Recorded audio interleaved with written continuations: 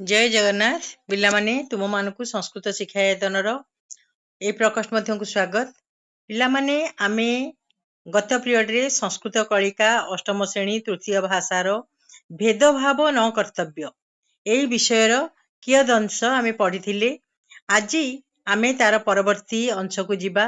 ताले जेजेमा बा पितामही पिलामानकु किछि गप सुनाउथिले जो गपरे समा कण अस्पृश्यता निवारण आउ स्वच्छता पालन एवं समस्त सहित सहावसन यही सब विषय से पिला मानकु कहबाकू चाहूतिले। ताले एई जो कथाटी से लक्ष्मी पुराण रु पिला मानकु सुनाउथिले। लक्ष्मी पुराण आमर कवि बलराम दास जे कि समाज संस्कारक एवं बहु जनप्रिय तांको द्वारा रचित।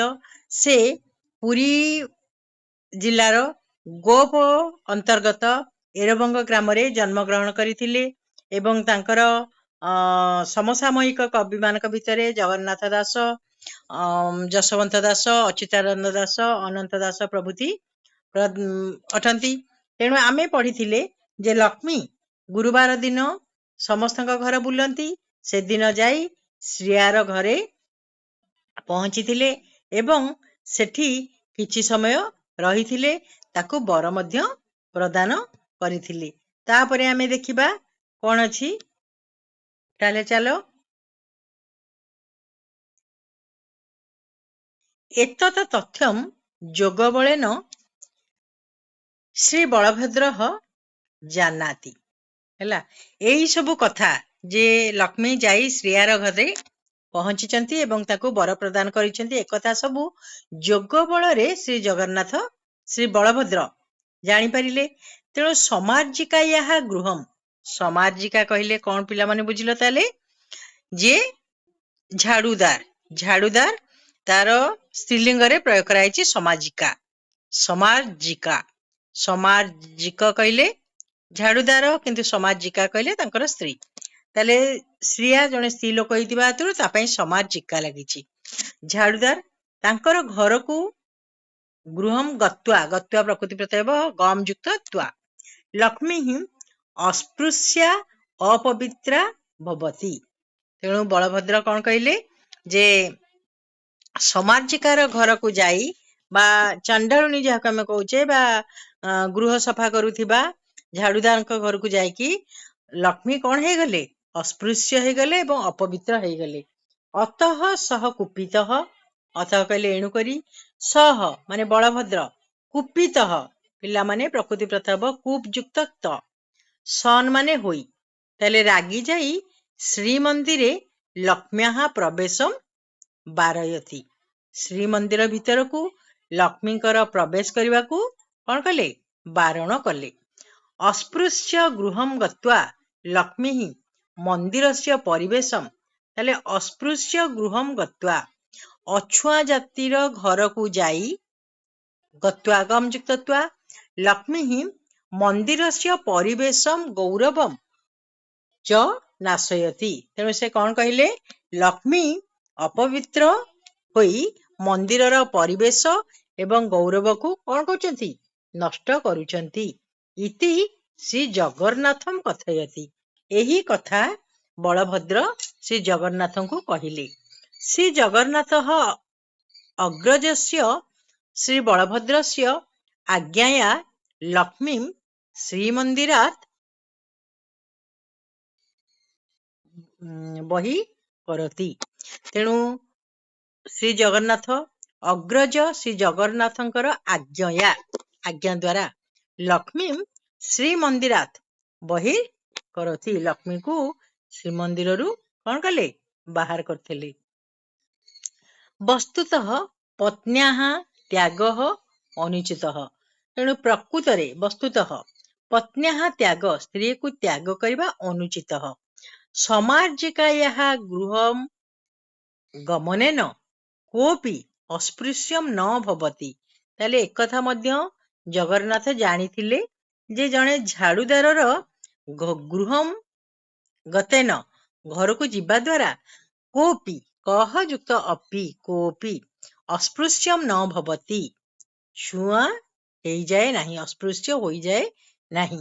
ତେଣୁ ଲକ୍ଷ୍ମୀ ପୁରାଣୀ ବଳଭଦ୍ର ଦାସଙ୍କ ଦ୍ୱାରା ରଚିତ ଲକ୍ଷ୍ମୀ ପୁରାଣରେ ବଳଭଦ୍ର ଦାସ ସ୍ପଷ୍ଟତୟା ବୋଧୟତି। ଲକ୍ଷ୍ମୀ ପୁରାଣରେ ବଳଭଦ୍ର ଦାସ ସ୍ପଷ୍ଟ ଭାବରେ ବୁଝାଇ ଦେଇଛନ୍ତି ଯତ୍ ଯତ୍ କହିଲେ ଯେ ଲକ୍ଷ୍ମ୍ୟାଃ ପରିତ୍ୟାଗଃ ଏକଃ ଅହଙ୍କାର ବିଷୟ।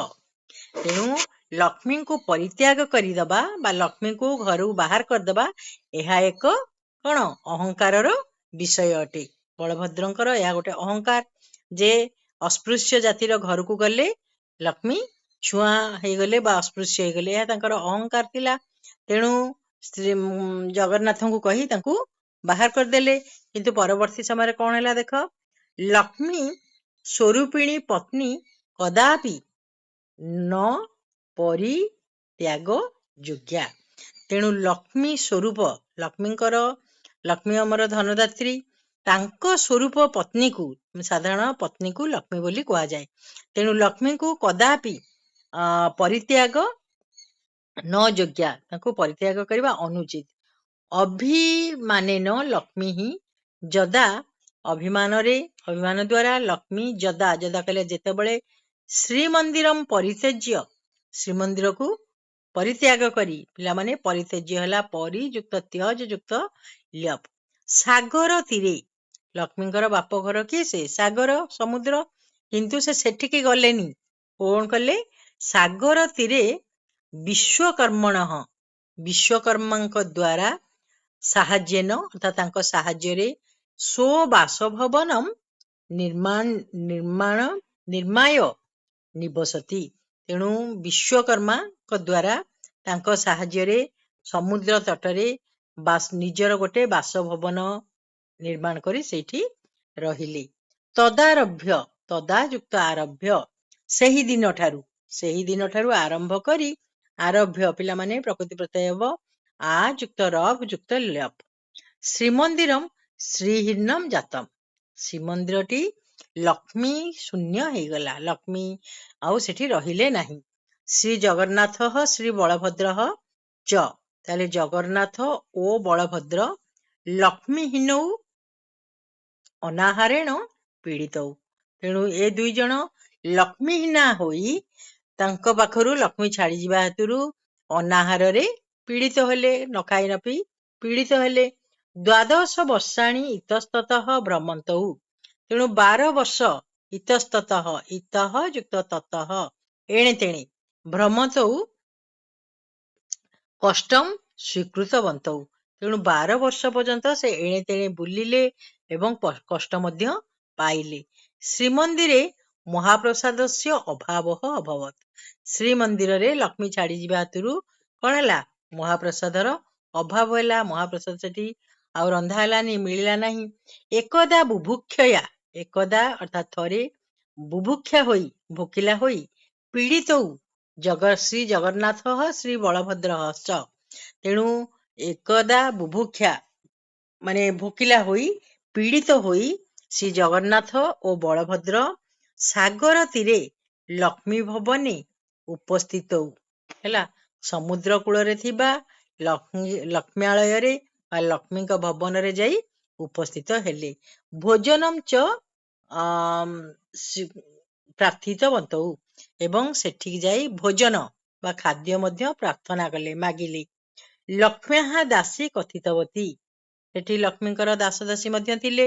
ତେଣୁ ଲକ୍ଷ୍ମୀଙ୍କର ଦାସୀ କହିଲେ, କଥିତବତୀ କଥ ଯୁକ୍ତ ତବତୁ ସ୍ତ୍ରୀ ଉଇଫ୍ ଏତତ୍ ଅସ୍ପୃଶ୍ୟ ଗୃହମ୍। ତେଣୁ ଲକ୍ଷ୍ମୀଙ୍କର ସେ ଦାସୀ ତାଙ୍କୁ ଆସି କହିଲେ ଏଇଟା ହଉଛି ଗୋଟେ ଅଛୁଆଁ ଜାତିର ଘର। ତେଣୁ ଅତ୍ର ଭୋଜନ ଗ୍ରହଣେନ ଜାତି ହିଁ ନଷ୍ଟା ଭବିଷ୍ୟତି। ଅତ୍ର ଅର୍ଥାତ୍ ଏଠାରେ ଭୋଜନ ଯଦି ତୁମେ ଗ୍ରହଣ କର ତାହେଲେ ଜାତି ନଷ୍ଟ ହୋଇଯିବ। ତତଃ କହିଲେ ତାହାପରେ, ତୌ କହିଲେ ସେ ଦୁଇ ଜଣ ଅର୍ଥାତ୍ ଜଗନ୍ନାଥ ଆଉ ବଳଭଦ୍ର ସ୍ୱୟମେବ ସ୍ନାନମ୍ କର୍ତ୍ତୁମ୍, ଦୁଇ ଜଣ ଯାକ ସ୍ୱୟଂ ଯୁକ୍ତ ଏବ ସ୍ନାନମ୍ କର୍ତ୍ତୁମ୍, ସ୍ନାନ କରିବା ପାଇଁ, ଭୋଜ୍ୟ ଦ୍ରବ୍ୟାଣୀ ରନ୍ଧନମ୍ କର୍ତ୍ତୁମ୍, ପିଲାମାନେ ଏଇଟା ସ୍ୱୟମେବ ରନ୍ଧନମ୍ କର୍ତ୍ତୁମ୍ ଅର୍ଥାତ୍ ନିଜେ ହିଁ ରାନ୍ଧିବା ପାଇଁ, ଭୋଜନ ଦ୍ରବ୍ୟାଣୀ ଆନୟତାମ୍, ସବୁ ରନ୍ଧା ଦ୍ରବ୍ୟ ଗୁଡିକୁ ନିଜେ ନିଜେ କଣ ସେମାନଙ୍କ ଦ୍ଵାରା ଅଣାଇଲେ। ପରନ୍ତୁ ବହୁ ଚେଷ୍ଟୟାପି, କିନ୍ତୁ ବହୁତ ଚେଷ୍ଟା କରି ମଧ୍ୟ ପାକପାତ୍ରସ୍ୟ ଜଳମ୍ ନ ତପ୍ତମ୍, ହେଲା, ଯୋଉ ରନ୍ଧା ହାଣ୍ଡିର ଜଳ ଟିକେ ହେଲା ବି ନ ତପ୍ତମ୍, ତାତିଲା ନାହିଁ। ଅତଃ, ଏଣୁକରି କ୍ରମେଣ ଶ୍ରୀ ବଳଭଦ୍ର, କ୍ରମ ଅନୁସାରେ ବଳଭଦ୍ର କଣ କଲେ, ପାକପାତ୍ରମ୍ ତ୍ରୁଟିତବାନ୍, ହେଲା, ଯୋଉ ରନ୍ଧା ହାଣ୍ଡିକୁ ଭାଙ୍ଗିଦେଲେ ଗୋଟେ କାଠିରେ। ତତଃ ପରମ୍, ତାହାପରେ କ୍ଷୁଧାତୁରୌ ଭ୍ରାତରୌ, ଦୁଇ ଜଣ ଯାକ ଭାଇ କ୍ଷୁଧାତୁର ହୋଇ ତସ୍ମିନ୍ ଅସ୍ପୃଶ୍ୟ ଗୃହେ ଭୋଜନମ୍ କର୍ତ୍ତୁମ୍ ପ୍ରସ୍ତୁତୌ, ସେହି ଅଛୁଆଁ ଘରେ, ଲକ୍ଷ୍ମୀଙ୍କ ଘରେ ଭୋଜନ କରିବା ପାଇଁ ପ୍ରସ୍ତୁତ ହେଲେ। ତତ୍ର ଭୋଜନାତ୍ ପରମ୍, ତାହାପରେ ଭୋଜନ ପରେ ଲକ୍ଷ୍ମୀ ହସ୍ତରନ୍ଧନମପି ଜ୍ଞାତବନ୍ତୌ, ଖାଇସାରିଲା ପରେ, ଭୋଜନ ପରେ ସେମାନେ ଜାଣିପାରିଲେ ଯେ ଏହା ହଉଛି ଲକ୍ଷ୍ମୀଙ୍କ ଦ୍ଵାରା ପ୍ରସ୍ତୁତ, ଲକ୍ଷ୍ମୀଙ୍କର ହାତ ରନ୍ଧା। ତତଃ ଅହଙ୍କାରମ୍ ବିହାୟ, ତାହାପରେ ନିଜର ଅହଙ୍କାର ଛାଡ଼ି ଲକ୍ଷ୍ମୀ ଶ୍ରୀମନ୍ଦିରମ୍ ଆନେତୁମ୍ ଉକ୍ତବନ୍ତୌ, ଲକ୍ଷ୍ମୀଙ୍କୁ ଶ୍ରୀମନ୍ଦିର ଆଣିବା ପାଇଁ ଦୁଇ ଜଣ ଯାକ କହିଲେ। ତେଣୁ ଲକ୍ଷ୍ମୀରପି, ଲକ୍ଷ୍ମୀ ହିଁ ଯୁକ୍ତ ଅପି, ଲକ୍ଷ୍ମୀ ମଧ୍ୟ ଶ୍ରୀମନ୍ଦିରେ ସ୍ପୃଶ୍ୟ ଭେଦ ଭାବନା ମସ୍ତୁ, ତେଣୁ ଲକ୍ଷ୍ମୀ ସେଇଠି କହିଲେ କଣ, ଶ୍ରୀମନ୍ଦିରରେ ଭେଦଭାବ ମାସ୍ତୁ, ରହିବ ନାହିଁ। ସର୍ବେ ପରସ୍ପରମ୍, ସର୍ବେ ଅର୍ଥାତ୍ ସମସ୍ତେ ନିଜ ନିଜ ଭିତରେ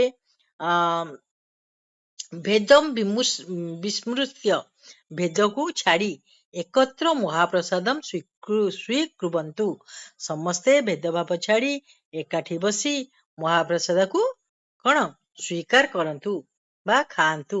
ପ୍ରତି ଗୁରୁବାସରମ୍, ପ୍ରତି ଗୁରୁବାରରେ ସେ ପୂର୍ବମେବ, ହେଲା, ଗୁରୁବାର ଦିନ ଗୁରୁବାର ପୂର୍ବ ଦିନ ନଗର ଭ୍ରମଣମ୍ କରିଷ୍ୟତୀତି ପ୍ରତିଜ୍ଞା କୃତବତୀ, ସେଇଠାରେ ସେ ପ୍ରତିଜ୍ଞା କରେଇଲେ, ତାଙ୍କ ଦ୍ଵାରା ଜଗନ୍ନାଥଙ୍କ ଠାରୁ ପ୍ରତିଶ୍ରୁତି ନେଲେ ଯେ ମୁଁ ପ୍ରତି ଗୁରୁବାର ନଗର ଭ୍ରମଣ କରିବି।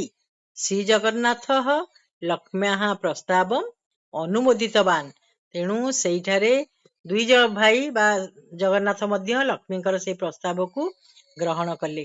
ତତଃ ଶ୍ରୀମନ୍ଦିରମ୍ ଲକ୍ଷ୍ମୀ ଆଗଚ୍ଛତି, ତାପରେ ଯାଇ ଶ୍ରୀମନ୍ଦିରକୁ ଲକ୍ଷ୍ମୀ ଆସିଥିଲେ। ତେଣୁ ଆଉ ଟିକେ ପିଲାମାନେ ରହିଲା, ଆମେ ଆର ପିରିୟଡରେ ସେଇତିକ ପଢିକି ତାର କ୍ୱେଶ୍ଚିନ୍ ଆନ୍ସର କରିବା। ଆଜି ଆମେ ଏତିକି ରଖିବା, କାରଣ ବିଷୟଟି ଲଙ୍ଗ ହେଇଯାଉଥିବା ହେତୁରୁ ତୁମର ପଢିବା ପାଇଁ ଆଗ୍ରହ ଲାଗିବ ନାହିଁ। କିନ୍ତୁ ଏଇ ଗପଟିକୁ ସମସ୍ତେ ଅନ୍ତତଃ ଜାଣିବ, ଏହା ଆମ ଓଡିଆ ମାନଙ୍କର ଗର୍ବ ଆଉ ଗୌରବ। ଏଥିରେ ବହୁତ କଥା ଶିଖିବାର ଅଛି ପିଲାମାନେ, ତେଣୁ ଏଇ ବିଷୟଟିକୁ ସମସ୍ତେ ମନ ଧ୍ୟାନ ଦେଇ ପଢିବ। ତାହେଲେ ଆଜି ପାଇଁ ଆମେ ମାନେ ଏଇଠି ରହିବା। ସମସ୍ତଙ୍କୁ ଧନ୍ୟବାଦ।